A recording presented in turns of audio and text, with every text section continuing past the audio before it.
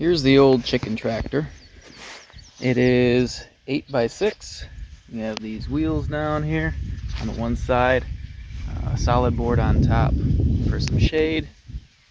We've got these feeder troughs that we made out of old gutter, and then it's got a handle system here so that you can actually lift that and move that. Each side has this big gate, and as you can see, it's quite old, falling apart. We need to make a new one. So knowing now what I do know, we're going to make some adjustments and build one that's better and lighter.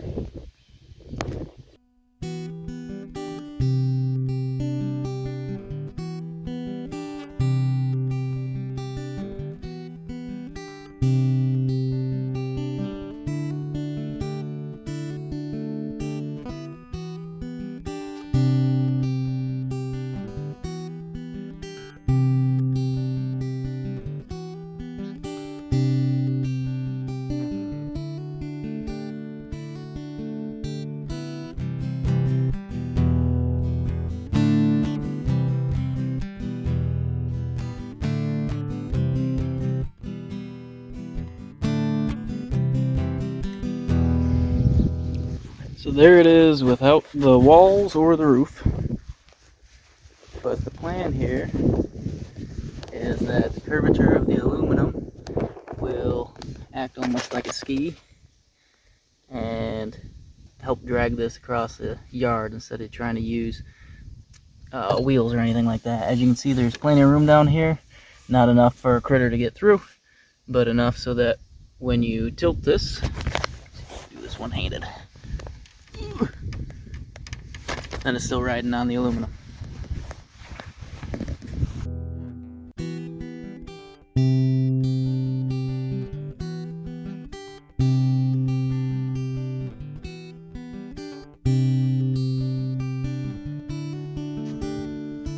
So here's a couple things that I learned from my first chicken tractor, is that the chicken wire here, I do have that on top. That did all right with keeping things out from the top, but on the sides there's just enough room for a raccoon to reach its hand through and grab a hold of your bird.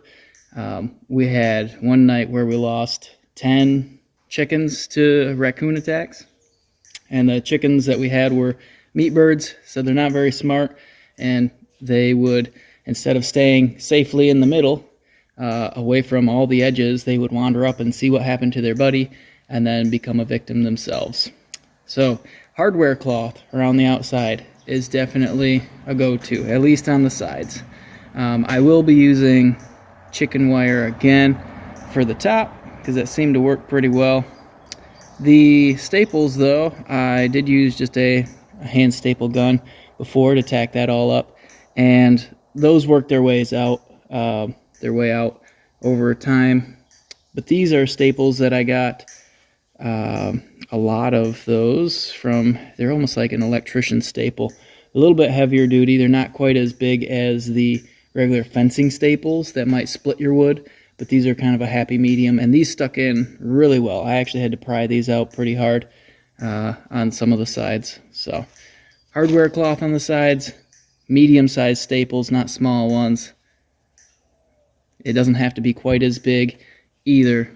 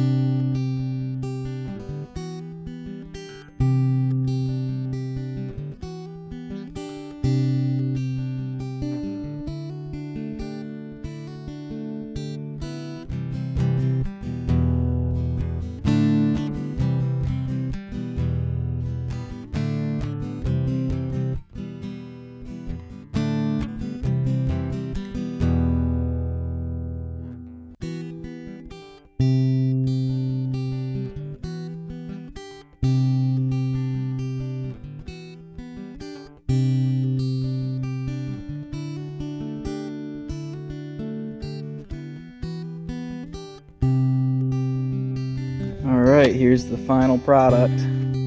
Much lighter, a little bit more narrow, and we use different materials, of course. So we've got a handle here, you can just lift and pull, and when you do lift, it rocks back on the curvature of the aluminum, so it'll slide nicely. We've got a door here that swings up like so. That'll be easy access to food, water down here, and then of course catching or pushing the animals has been a big challenge, so we put these doors on both sides. I was gonna go with just this spring style, but the top part of that seemed a little flimsy, didn't want anything getting in or out, so we put that little safety feature there, and then unhook this, and you can leave that open, so then you can try to shoo your animals either direction out the side.